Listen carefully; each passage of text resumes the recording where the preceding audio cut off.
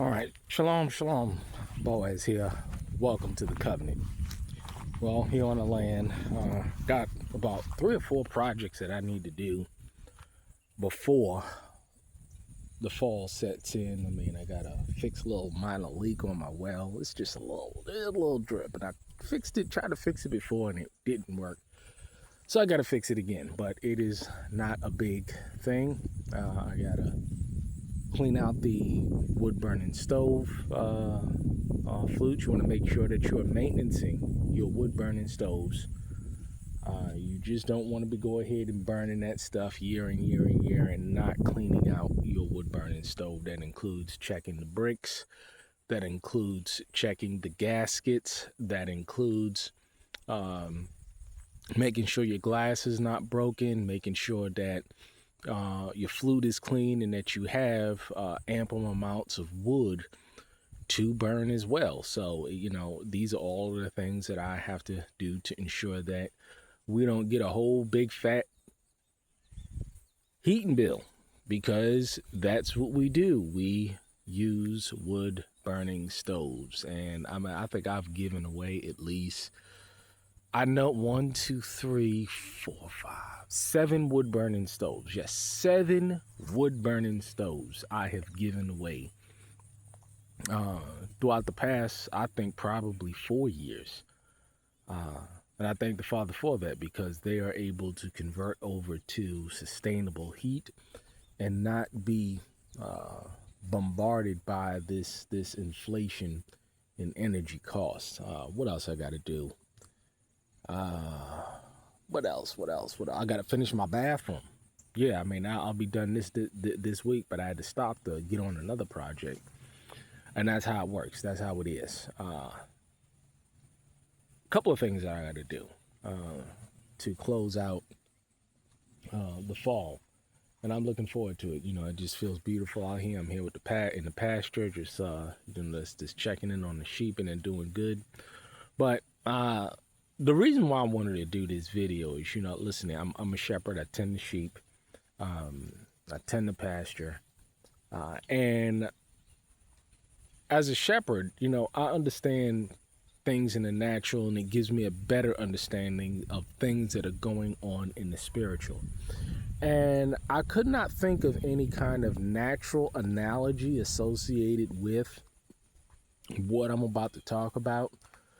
Because, when you look at the scriptures, right, there's always this parallel in terms of understanding, in terms of clarity from the natural to the spiritual.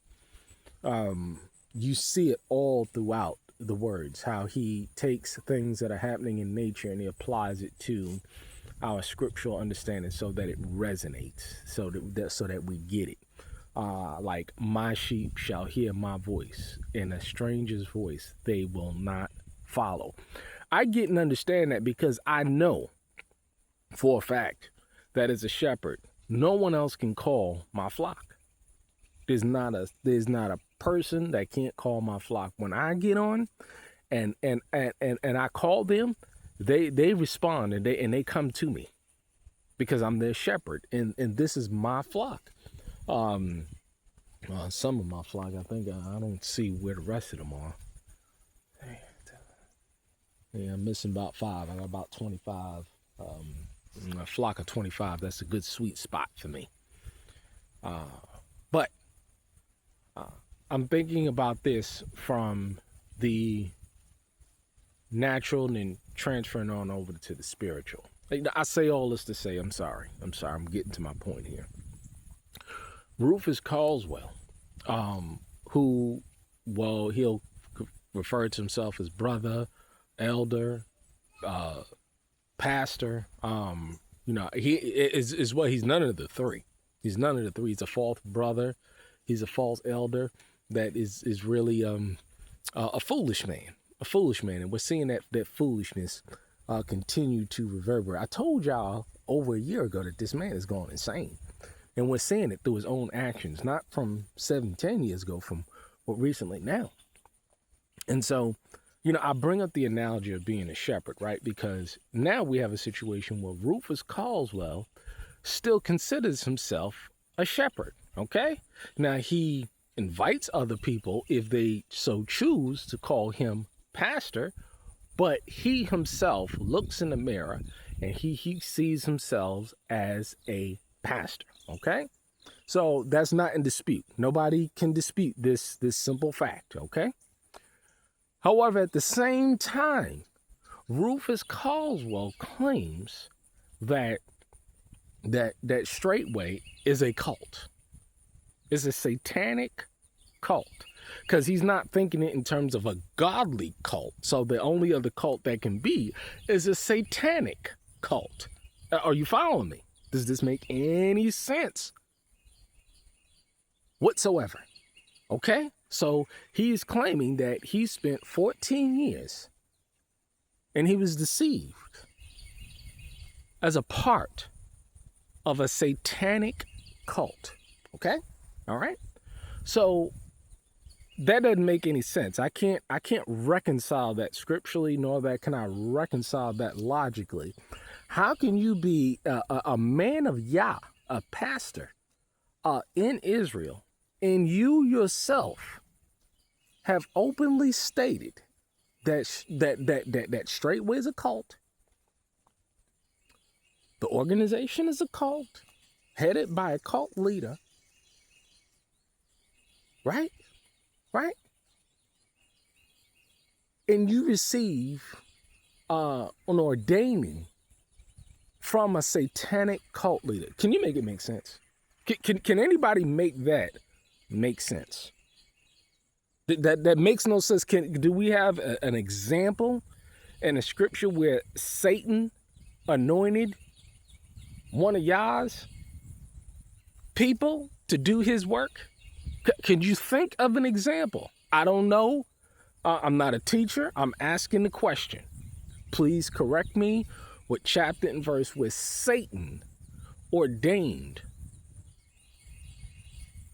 one of Yah's prophets, one of Yah's apostles, one of Yah's men in the scripture that he speaks about in a favorable way. Can you please show me where Satan ordained them to do that thing? Please, please. We are living in some truly satanic times. We're truly living in some insane times. You can't make this stuff up. You cannot make up what people are talking about, how they come to their conclusions. You can't make it up. You cannot make it up. But as you see, we got the wood splitter. I mean, I don't need to split any wood this year, but I am going to go ahead and just start processing this stuff down. Anyway, you see how, it's near cabins, it's near the house. I mean, you know what I'm saying? I can go ahead and split up the wood and process down the wood using the chainsaw and the wood splitter, and it's just plenty of room to get the material back into the wood pile or make a new wood pile. It's a good clean area, and I did all this by hand. I mean, you can't imagine, you couldn't walk back here behind these trees, and I cleaned it all by hand. Took me some time with brushes and weed whackers and mowers and stuff, but you couldn't even get back here. But now it's good, clean, available space. I digress, but please, can anybody show me this? Because like I said, this man, he's going insane. He is literally lost his mind, and people are following him. Amazing, isn't it? Really, really amazing.